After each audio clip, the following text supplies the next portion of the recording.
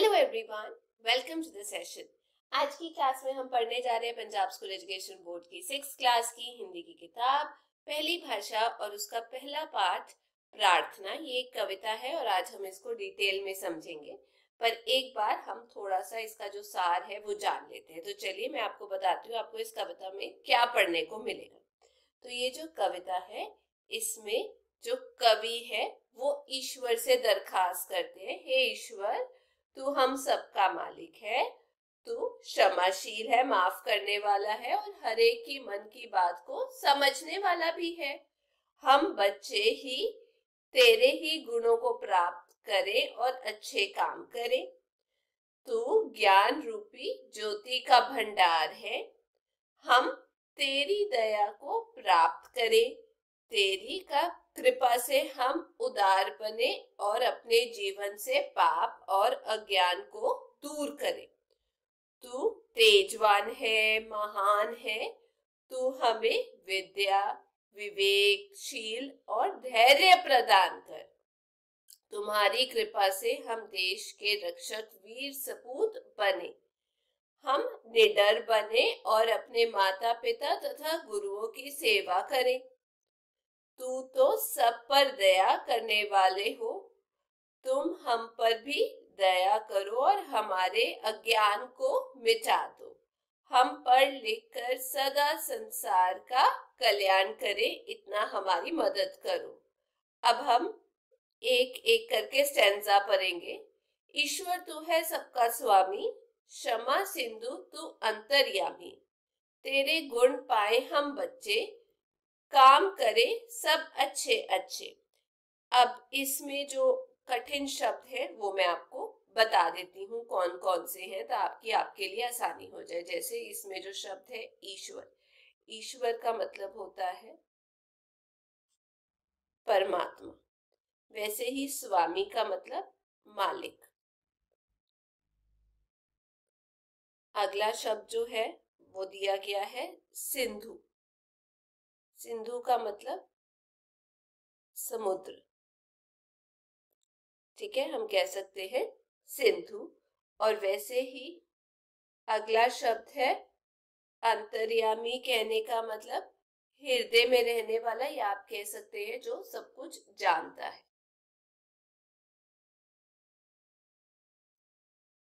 ठीक है, वो हो जाते हैं अंतर्यामी। जैसे हम प्रभु को बोलते हैं ना कि आप तो अंतर्यामी है, कहने का मतलब आप तो सब कुछ जानते हैं। चलिए अब समझते हैं इसमें क्या बताया गया है। देखिए इन सत्रों में हम ये कह सकते हैं कि बच्चे जो हैं वो ईश्वर से प्रार्थना करते हैं। और क्या कहते हैं प्रार्थना करते हुए? हे ईश्वर तू हम सबका मालिक है, तू क्षमाशील है, माफ करने वाला है, तू ही दया का भी सागर है, तब और तू क्षमा का समुद्र है और सबके दिलों की बात को समझने वाला है। हम सब बच्चे तुम्हारे गुण यानी अच्छाइयां प्राप्त करें, हम सब दुनिया में अच्छे काम भी करें। मतलब कवि के द्वारा ईश्वर की कृपा पाकर गुणवान बनने की प्रार्थना की गई है। आगे दूसरा, तू है ज्योति का आगार, सत्य ज्ञान दया भंडार, अमित आलोक तेरा हम पाए, मिलजुल कर तेरे गुण गाएं। अब इसमें कठिन जो शब्द है, ज्योति का मतलब होता है प्रकाश, आगार का मतलब होता है खजाना या भंडार, सत्य होता है सच, ठीक है, अमित होता है बहुत। वैसे ही यहाँ पर जो अगला शब्द दिया गया है मुश्किल, वो है आलोक। आलोक का मतलब आप कह सकते हैं या तो रोशनी या हम कह सकते हैं प्रकाश। ठीक है जी, ये थे इसमें जो सत्रों में कठिन शब्द। अब इन सत्रों में भी जो बच्चे हैं वो फिर से क्या कर रहे हैं? बच्चे ईश्वर से प्रार्थना कर रहे हैं और प्रार्थना करते हुए क्या बोल रहे हैं? हे ईश्वर तू प्रकाश का खजाना है, तुम सच्चे ज्ञान और दया के भंडार भी हो। हे प्रभु, तुमसे हम बच्चे बहुत सा ज्ञान रूपी प्रकाश प्राप्त कर सकते हैं। हम सब मिलजुल कर तेरे गुणों का गान करें। मतलब प्रभु से प्रार्थना की गई है कि वह हमें ज्ञान के अंधेरे से निकालकर प्रकाश की ओर ले चले। और ये भी बताया गया है कि हम हर बुराई से दूर हटकर अच्छाई की ओर बढ़े। आगे है तीसरा, भगवान हम बने उदार, तेज तप संयम भंडार, पाप में अंधकार भगाए, पुण्यों का प्रकाश फैलाएं। अब इस पंक्तियों के अंदर जो मुश्किल शब्द है, जैसे उद्धार, उद्धार का मतलब होता है बड़े दिल वाले, आप कह सकते हैं दयालु। वैसे ही तप का मतलब क्या होता है? तपस्या। फिर है संयम, संयम का मतलब होता है मन पर काबू करना। पापमय का मतलब पापों से भरा। वैसे ही अंधकार का मतलब अंधेरा। और इसमें एक और कठिन शब्द है, वो है पुण्यो। पुण्यो मतलब आप कह सकते हैं अच्छे काम। ठीक है, या अगर आप अच्छे कामों नहीं लिखना चाहते तो आप बोल सकते हैं सत्कर्म। अब इसमें पंक्तियों में जो कवि हैं वो हमें क्या बताना चाहते हैं? देखो, हम ये कहेंगे कि इसके रचनाकार जो है डॉक्टर धर्मपाल, वो दर्शा रहे हैं कि बच्चे ईश्वर से प्रार्थना करते हुए क्या बोल रहे हैं। अब वो बच्चे जो हैं वो प्रार्थना करते हुए ईश्वर से वो ये बोल रहे हैं कि हे ईश्वर, हम सब बच्चे उदार बने। मैंने आपको उदार का मतलब बताया है बड़े दिल वाले। ठीक है, हम प्रतापी, तपस्वी और संयम के भंडार भी बने। हम पापों से भरा अंधेरा दूर भगाने में समर्थ हों। हम संसार में अच्छे कामों को करें और उनसे प्राप्त पुण्यों को या पुण्य का प्रकाश फैलाएं। मतलब हम सब बच्चे सदा संसार की बुराइयां दूर करें और सकर्म की राह पर चलते रहें। आगे, तेजो में तव रूप महान, दो हमको भक्ति का दान, विद्या बुद्धि विवेक बढ़ा दो, शीलवान और धीर बना दो। अब इसमें कठिन शब्द, तेजो में मतलब तेज से भरा, तव मतलब तुम्हारा, भक्ति मतलब ईश्वर की पूजा करना। ठीक है, वैसे ही अगला जो शब्द है वो है विवेक। विवेक का मतलब आप कह सकते हैं विशेष ज्ञान। ठीक है, उसके बाद हम अगला शब्द जो है वो हम लेंगे शीलवान। शीलवान का अर्थ होता है अच्छे और नर्म स्वभाव वाला। ठीक है, ऐसे ही धीर का मतलब होता है धैर्य वाला। ठीक है, तो चलिए अब इन सत्रों में जो कवि हैं डॉक्टर साहब, वो क्या दर्शा रहे हैं, बच्चे जो है वो क्या कर रहे हैं इन सत्रों में। देखो, इसमें भी बच्चे ईश्वर से प्रार्थना करते हुए कुछ बोल रहे हैं। और क्या ईश्वर से प्रार्थना करते हुए वो बोल रहे हैं बच्चे? देखो, इसमें वो बोल रहे हैं, हे ईश्वर, तुम्हारा रूप तेजस्वी और महान है। हमें तुम अपनी भक्ति का दान दो, हम में विद्या, बुद्धि, विवेक, ज्ञान जैसे गुण बढ़ा दो, हमें नम्र स्वभाव वाले और धैर्यवान बना दो।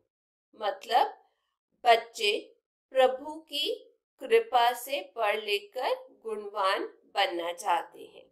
आगे 5वां, हम बच्चे हो तेरा रूप, देश के रक्षक वीर सपूत, भगवान हमरे ताप मिटा दो, जीवन के अपराध भुला दो। अब इसमें कठिन शब्द जो है, रक्षक का मतलब रक्षा करने वाले, या आप कह सकते हैं रखवाले। ठीक है। वीर का मतलब होता है बहादुर, ये चीज याद रखना। वैसे ही ताप का मतलब होता है कष्ट, या आप कह सकते हैं दुख। और अपराध का मतलब होता है, यहां लिख देती हूँ, अपराध का मतलब दोष, या हम कह सकते हैं बुराइयां। ठीक है, यही होता है ना इसका मतलब। अब इन सत्रों में भी डॉक्टर साहब जो है वो ये दर्शा रहे हैं कि जो बच्चे हैं वो ईश्वर से एक तरीके से प्रार्थना कर रहे हैं। तो जो बच्चे हैं वो ईश्वर से क्या प्रार्थना कर रहे हैं इन सत्रों में? वो बोलते हैं, हे ईश्वर, हम बच्चे तुम्हारा रूप बन जाएं, निर्मल चित्त वाले बन जाएं, हम अपने देश के रखवाले और इसके वीर सपूत बने। हे भगवान, आप हमारे दुख दर्द दूर कर दो, आप हमारे जीवन के सभी दोषों को भुला दो। मतलब बच्चे चाहते हैं कि वे सब देशभक्त और अच्छे नागरिक बने। ठीक है। वैसे ही आगे चलते हैं। 6वां स्टैंजा जो है इन सत्रों में क्या है? ईश्वर, हम हो सदा निर्भीक, सेवे गुरु पितु मातु सुप्रीत, मिले कृपा तेरी का दान, पाए नित्य नूतन वरदान। अब इसमें निर्भीक का मतलब होता है, एक तरीके से आप कह सकते हैं निडर, सॉरी निडर। ठीक है, जो किसी से डरते नहीं है। वैसे ही अगला शब्द है सेवे, सेवा करे। पितु मातु का मतलब होता है पिता माता। ठीक है। उसके बाद अगला शब्द जो है वो है सुप्रीत। सुप्रीत का मतलब प्यार से या प्रेम पूर्वक। वैसे ही नित्य का मतलब होता है हमेशा, या आप कह सकते हैं सदा रहने वाला। और आखिरी शब्द जो है वरदान, इसका मतलब होता है श्रेष्ठ दान। ठीक है। अब इन सत्रों में भी बच्चे जो है ईश्वर से प्रार्थना कर रहे हैं। यहाँ पर एक शब्द जो है वो रह गया है, मैं आपको बता देती हूँ। नूतन का मतलब जो होता है वो होता है नया। ठीक है। अब इन सत्रों में भी मैंने आपको बताया, जैसे पहले था, जो बच्चे हैं वो ईश्वर से प्रार्थना ही कर रहे हैं। और बच्चे ईश्वर से प्रार्थना करते हुए इन सत्रों में क्या बोल रहे हैं? वो बोलते हैं, हे ईश्वर, हम सब बच्चे हमेशा निडर हो। निडर का मतलब किसी से ना डरने वाले। ठीक है। हम कभी किसी से भी ना डरे।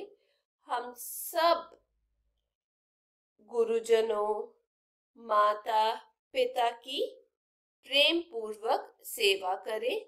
हमें तुम्हारी कृपा का दान मिलता रहे और हम तुमसे सदा ही नया वरदान प्राप्त करते रहें। मतलब ये बच्चे ईश्वर की कृपा से निर्भय और बड़ों का आदर सत्कार करने वाले बनना चाहते हैं। आखिरी, सबके पालक दया निधान, प्रेम बढ़ाकर हरो अज्ञान, पढ़ लिख कर सब बने महान, करे सदा जग का कल्याण। अब इसमें पालक मतलब पालन करने, निधान का मतलब होता है भंडार, ठीक है, और कल्याण का मतलब होता है भला करना किसी का।